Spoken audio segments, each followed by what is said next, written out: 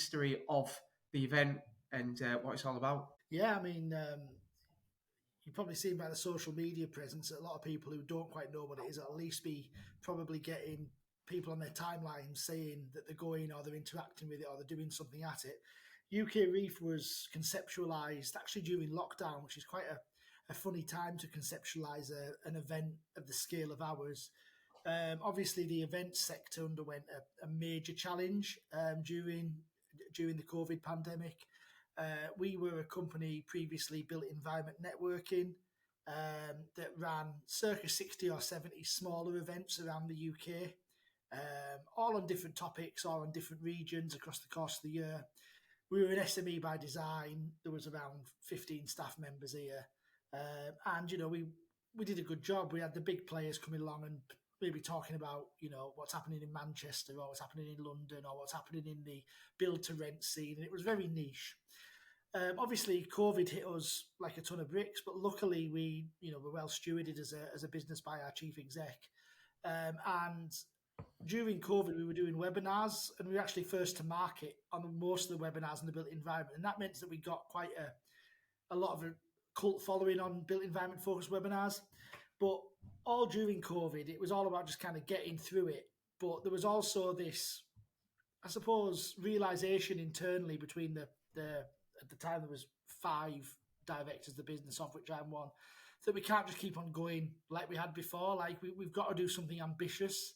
The UK is going to come out of COVID. It's going to be, there's got to be kind of a renewed sense of hope and growth.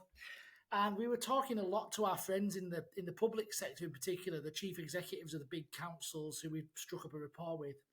And they were kind of just saying that why doesn't the UK have something where everyone can come together to show off their investment propositions, but also to have discussions around regen, economic growth, infrastructure. Ultimately, there's a couple of events overseas that do this. We won't mention the names on here for cheap plugs, but I'm sure that diehards won't have to go far to know to use their imagination to know which ones I'm talking about. And a lot of local authorities were saying that those kind of events didn't chime, and private sector increasingly didn't chime with like ESG credentials that they were trying to reach, i.e. it's not really viable to be sending 50 staff overseas on a plane when they're trying to push net zero. It's not viable sending 50 staff overseas when they're putting council tax up by 5% every year, and it's costing 6-7 figures to put on the show that they want to out there. So it was like a perfect storm for us, really. We had such good contacts with them. They said, well, why don't you back us, not financially, and we'll do it. We'll take the risk and set it up in the UK. And it took 18 months to get to UKREiiF 2021. And it was a punt, I'm not going to lie. It was a risk, financial risk on behalf of Keith, who's the chief executive, but also, I suppose, a reputational risk on behalf of everyone else that work here to see them make it work. We had a lot of doubters, but I'm a lad from the northeast with a bit of a chip on my shoulder. So when people try and tell me that, you can't do something, nothing will ever happen, I make it my business to try and make it happen. And thankfully, the perfect storm continued. We had 4,500 people. We had blazing sunshine. We had all of the mayors lending us their kind of support. We had the fantastic support of Rachel Reeves, Shadow Chancellor, who immediately threw her weight behind it. We had George Freeman, to mention the other side, that the science minister immediately loved what he saw and threw his weight behind it to show that we are an apolitical organisation.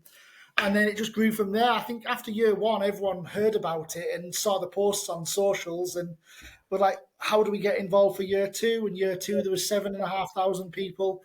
And we've got to the point with 7 days to go, and I hope that doesn't spoil your edit, that as of this morning, there was 12,700 delegates booked on, official delegates booked on for next week. And we've just kind of caught the zeitgeist, I think. And it's down to people like yourself who've, vocally backed it and got on board, and we've based it around key principles. I'm sure we'll go into that. Yeah. It has like the way it's been put on LinkedIn, and everyone's behind it, and you've created a real FOMO effect. I ain't gonna lie, just from everyone, like even posting their tags on this morning. People are starting to put their passes online, and it has been this incredible kind of marketing strategy, which I've no doubt you're part of, Matt, you must be part of this, this kind of because the way it's been built, but there's substance with it as well. This isn't just a case of everyone get together. The speakers, the exhibitors, it's powerful. It's absolutely, it's super powerful. Which kind of then really leads on to the next question: is Leeds as a city? Why did you pick Leeds? I know that there's some northern links within this team, but Leeds especially. Why was that picked? Well, look, there's three reasons for it, and the first one is we are a Leeds-based company, and purely from a risk perspective, we wanted to do something that we could put on that's near our office, near our home, so that when we're setting it up and we have all kinds of meetings all year round on the site, we could literally jump in the car or on the bus or in the train, or cycle if you're that way inclined, and be on site within 10 minutes from the office door. And that was important to us. The second thing, I was sick of hearing this term levelling up and build back better. Yeah, And, it was in danger of becoming a political slogan. And we thought, what a better way to demonstrate that we can actually do levelling up better than anyone than to put an event in a city that doesn't normally host events of this type, that is a great city. And I don't say it through gritted teeth. I've lived here for 17 years now. I'm a Middlesbrough native, born and bred Teessider who still goes home every other week for the football, and all my family is still up there. But I believe it's probably the UK's greatest city, and that's, my friends always rib me for that. And we just thought the other thing about it was the site, the armories, the new dock, the team there.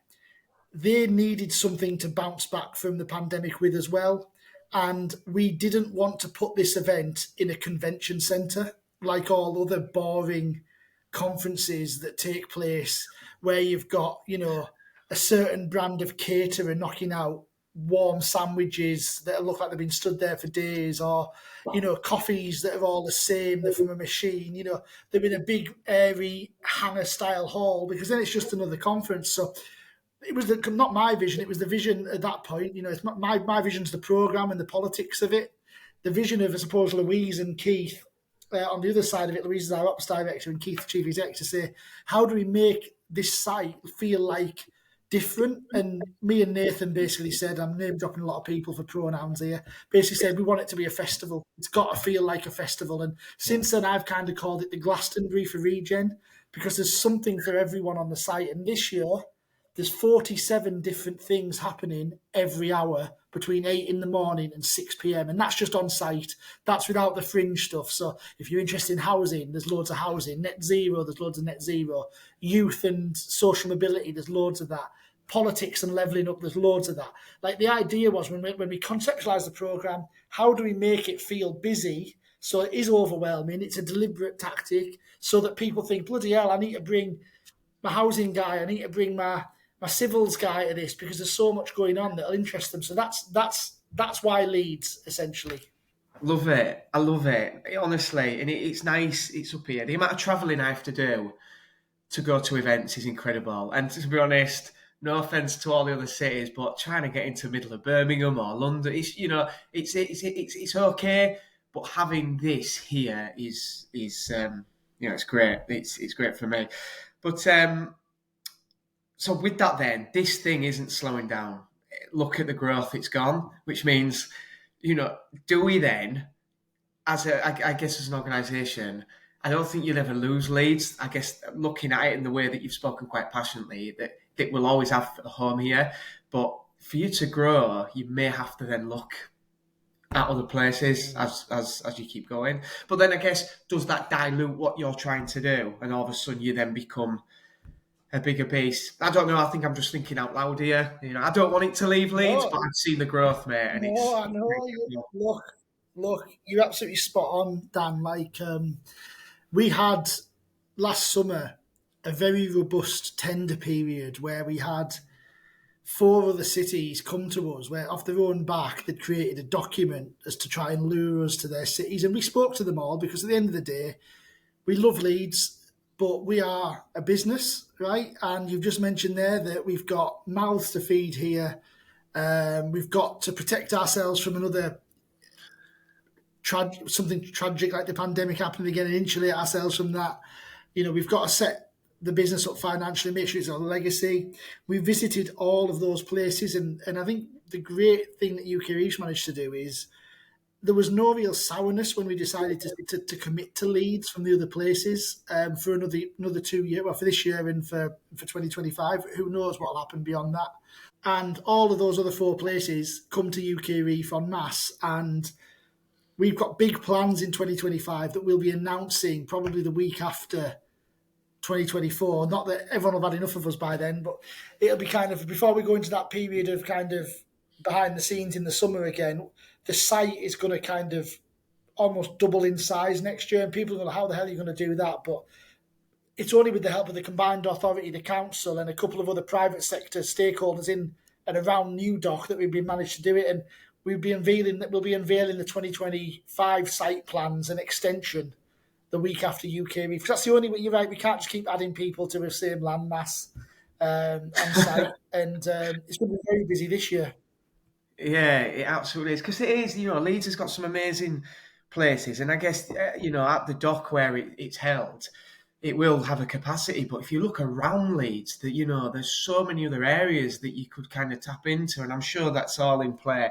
But to be honest, it's quite nice to hear, Matt, that is the role. Because for it to just pick up and disappear would be, it'd be devastating. But sounds like it's not going to be as easy as that, to be fair. So if this is a 3-day event. So yourself and the team, do you work for UKREiiF for 12 months of the year for this week? So when we do. You say you'd finish, there'll be an announcement, and then boom, you straight back into. Is it planning then for next year? Yeah, I'd say that the event takes 9 months to run. And that sounds ludicrous, but with 13,000 people, there's a lot of stakeholders to manage. So I tend to spend my summer doing a lot of listening rather than talking. And that's feedback. It's meeting with the key players across the UK in public-private sector to understand what they would like to see at an event next year. Because ultimately, all the events start in my team because we're the ones who create the format and what it looks like. So I do a lot of listening over the summer. The operations team, with the expansion year on year, there's all kinds of design, card, health and safety that need to be taken into account. Stakeholder debriefs. I mean, just think about this: the police, the ambulance service, the fire service, the council, the combined authority. We deal with LNER. We deal with Leeds train station, which is run by Network Rail Property. We deal with all the hotel groups. So it's kind of letting them have their piece and then going back to them and say, look, this is what we're doing in 2025. Before we say anything to the public, we need you to get on board with it. So there's a lot of that happens over the summer. And then we kind of created this expanded UKREiiF universe that you'll be kind of hearing a little bit more about next year. And that's not more conferences. We'll be doing a lot more kind of city-based launch events in the run-up to 25, some lunches and roundtables with mayors and business. And ultimately, the sun will be the centre of the UKREiiF universe, but there'll be all this other stuff going on surrounding it. Or that's at least the plan anyway. That's until... and we also have to have a holiday as well. That's important. No one's had a holiday since Christmas in the business, so it's important to let people recharge. Yeah, absolutely. No, it's quite incredible. You don't see the work that goes into it. Everyone just gets the tickets and off we come next week on the train, like me, just hopefully expecting to rock in at Leeds train station and away we go. But you did mention earlier about ESG, environmental, social, and governance, which is obviously a big thing. Bringing this much traffic into one place will create new problems, which I'm sure that you as a business got to look at and how you deal with it. I guess this is all taken into equation, especially from an environmental point of view. Are you challenged by organisations about what you're doing? As much as there's a positive, are you pushed by other organisations to say you shouldn't be doing this?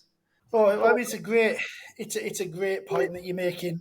One of the other key principles, and I can't take any credit for this. This is although I believe in this principle and wanted it to be one, I haven't done, apart from abide by it and believe in it, I haven't done any work around it. One of the first things that the operations team and Nathan Spencer did was set out the objective to become ISO 2012-1 sustainability champions, which is an event industry standard mark to show that our event is as sustainable as it can be in any given year.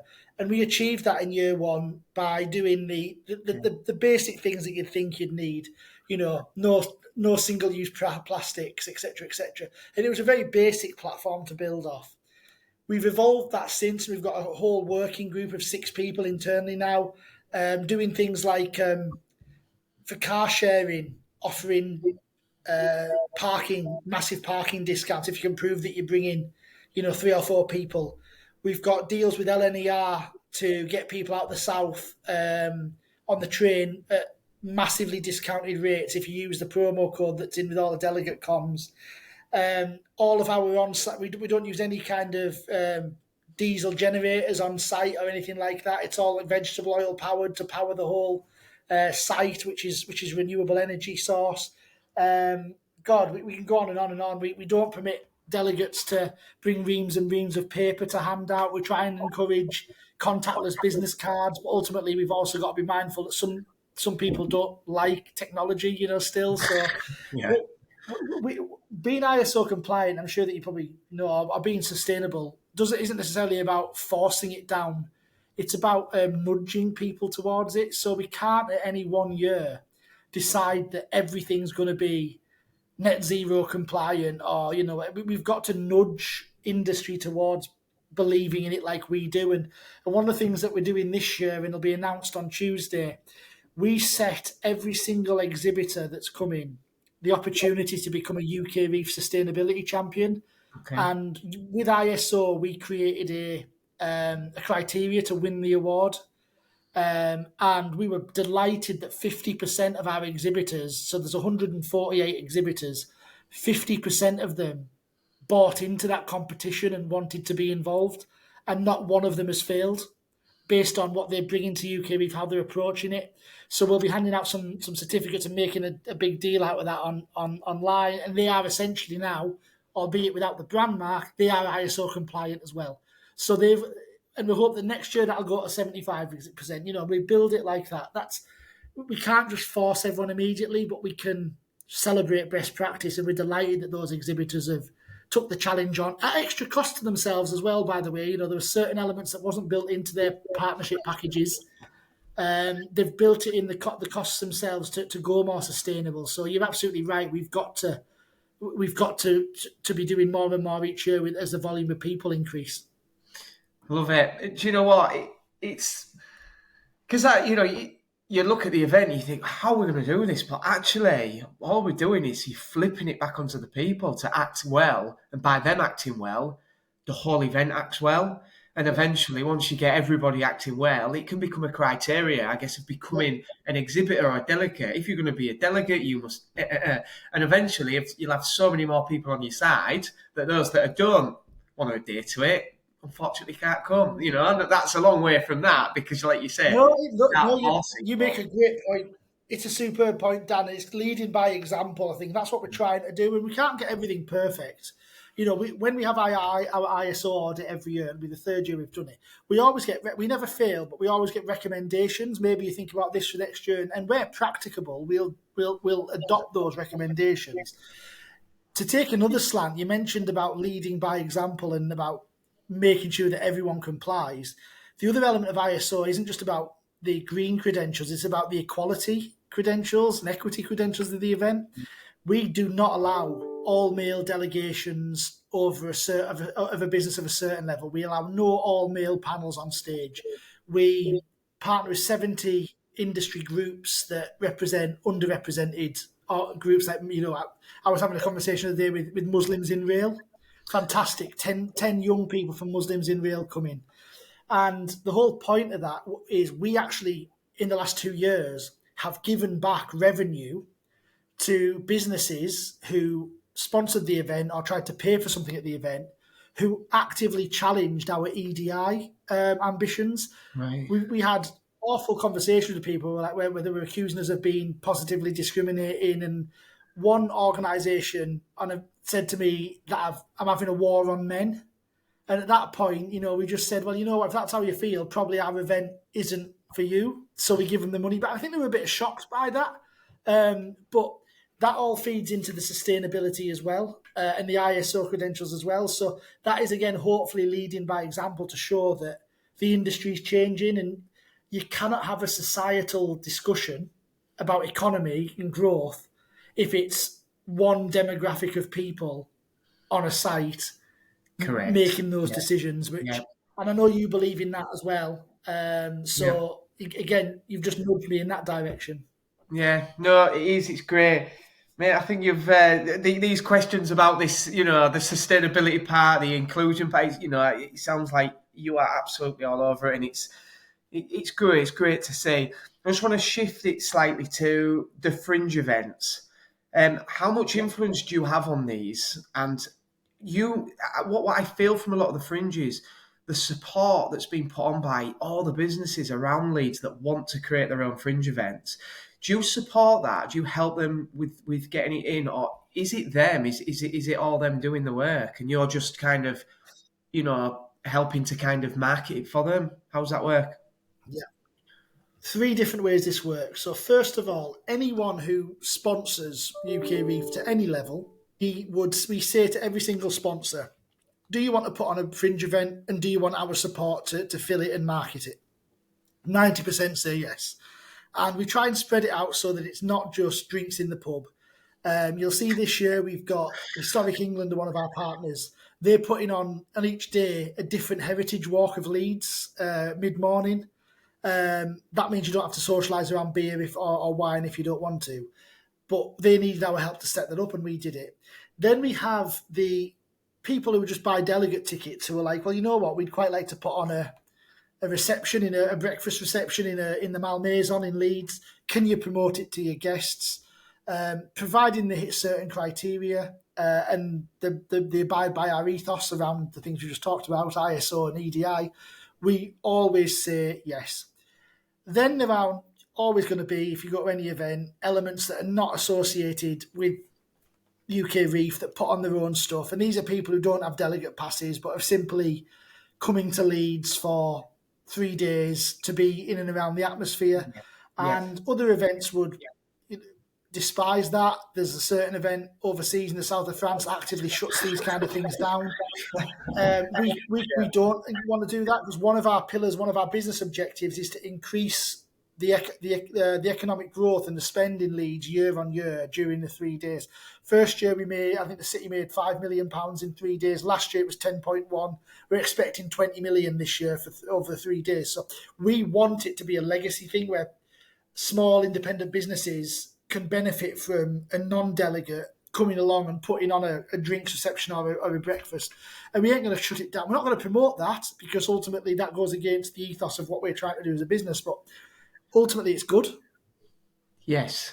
Yeah, it is. It absolutely is. And I've spoken to loads of people that have not bought the ticket, that have just come in because there's so much going on. I'll be honest, Matt, I looked at what's going on and there was so much. I was like, I don't know which direction to go in, to be honest.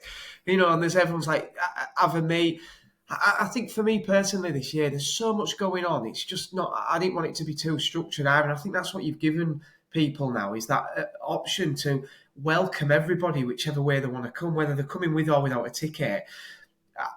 There's a big emphasis, isn't there, on setting meetings, getting in there, setting up meetings, and then going to the next one, the next one.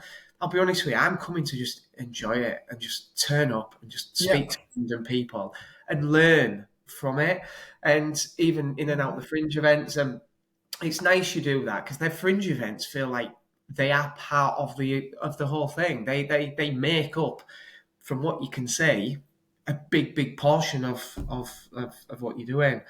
So no, it's interesting. I only had that question because I wasn't sure. I was like, wow, there's some real major work gone into fringe events here. And I keep invited to them all. They're all drinking, wine tasting, pub. I'm like, oh, I'm not. It's going to be a long 3 days. Yeah, I mean, the point of the fringe events, why we like to have some control over them in a way, is so that we do have the stuff for the non-drinkers and for the Yeah. people culturally don't socialise around alcohol. So I know that in particular, me and Nathan, we like to encourage, or we put a lot more effort into promoting the events that are like the heritage walks. We've got a study tour around 7 BTR sites this year that's been run by the Association of Rental Living in conjunction with UKREiiF. Like we've got breakfasts and runs and yoga, and we've got paddle boarding, things like that. And it's all about. You're totally right. You don't. You're best not planning your day too structured, because you could be walking past someone that you've just seen for the first time in a year, and you want to have a sit and have a coffee or a beer with them, and then you might say to them, "You know what? I'm off to X event. Do you want to come with me?" That's kind of the feel that we're trying to go for. We don't really encourage people booking onto things. We want, although there are things you can book onto. But you're making the right, in my opinion, that you share my approach at these events. I never go and like list out which panels I'm going to or which receptions. I'll have a rough idea, but ultimately I know that can change on a fivepence the Yeah. minute that you get onto site and you see something that you didn't realise was happening. Yeah, totally, totally. So when's it all? Obviously, it kicks off next week. We know that the official date's Tuesday. I'm presuming, but we have for delegates and people involved Monday. There's things happening Monday, isn't there? From what I've seen. So is that a case of 'cause I'll be honest, I guess for anyone listening, I am due to come through on Monday. I am local. I'm going to pop in. There's things happening, whether it's reception and welcome. Is that right? Yeah, yeah. Right. So yeah, so the Monday night now is becoming a thing. It's almost like I'm calling it night zero. Um, not ground zero, night zero. Right, Sarah. Um, so basically, we've got a lot of people that come from like the south of England, like southwest Plymouth, Scotland, Highlands Islands, Belfast. They all come in, and one of the bits of feedback was, well, we get there Monday because ultimately we can't fly on the Tuesday or come on the Tuesday on the train because we wouldn't get there on time. So we tried to do some stuff this year, like the official city welcome, which is happening at the Corn Exchange, which is for any delegate to go to if you've got a pass, and there's drinks and pizza and food, and we've got some live entertainment in there. There's some legendary things like the Drooms cocktail night in Angelica's. That's happened for the last 2 years. It'll happen again. The pre-reg, as people get off the train on Monday, there's a drinks reception at the Queen's Hotel that people can pop by to. We've actively tried to activate Monday for those that are getting into town early, because ultimately, there's what it's like if you go somewhere and you sat around for hours on your own in a hotel room. It's not really the best start to an event, is it? But I always say that if you're local, dip in and out on the Monday, but save your energy for Tuesday morning, because there's some stuff happening that's mega on Tuesday morning to kick off the event. Yeah. A very big announcement I was hoping to be able to make on this podcast, but I can't because I haven't been given security clearance yet by the Oh, person right. who's Could coming. have had an exclusive there, Matt. But What I'll say is, when this goes out, watch your social feeds on Thursday morning for our um, major headline speaker being announced lovely. on Oh, mate, Tuesday it's morning. amazing. But yeah, it's going to be great regardless. Yeah, it absolutely is. I think I'll be honest. Just going through them subjects alone just gives us a real good insight into what's going on. Um, it feels manic. I ain't gonna lie. You can feel it. Like I said at the beginning, looking even just at the sticky notes on your wall. The amount of stuff that you probably have to try and get right in on conversations that you're having. So I'm not. I won't keep you any longer than what I have. But just as a final thought, then going into next week, I guess we've just said then, come along, enjoy it, try not to plan too much. I'm guessing, and Yeah. just mix it up. But yeah, is there anything that we've missed on that, Matt? Or I think that we've covered quite a few nice things there, mate. I really appreciate it. Yeah, I think we have, and thanks for having me on. What I would say, my ultimate advice is that come with an open mind, but come with a positive attitude. Which when I'll say this, when the sun is beating down on Tuesday afternoon, everyone's ready to have a drink. I'll be ready for a beer by that point. the adrenaline that it is the adrenaline that the event feeds off, and you might go to a sports match, let's say, I want to assume, see you're a Leeds United fan going down to Ellen Road on Thursday this week for the playoff, and it's a one-off game, and you're excited all day, and you get there and the atmosphere is off the charts, and you feel like you're buzzing because you feel as though you're part of something. We've tried to, or you go to a music festival, and you're going from one thing to the other, seeing people that you want to see or hearing from them or meeting people that are like-minded. If everyone comes to Leeds with that kind of attitude, that they're going to try and meet someone new, try and catch up with someone that they haven't seen before, and try and learn something that they didn't know before, you're going to have the best 3 days of your professional year. And that's the principles that we have built this event around this year. And if you see me or anyone on site, please stop us. And if you've got a spare cold drink in hand, please pass it over to us, because we'll probably need it by that point. I'll have one waiting for you, mate. When I see you. Absolutely. Yeah. No Matt, thank you so much for coming on, mate. It's been a pleasure. And yeah, we'll see you next week. Thanks for having us.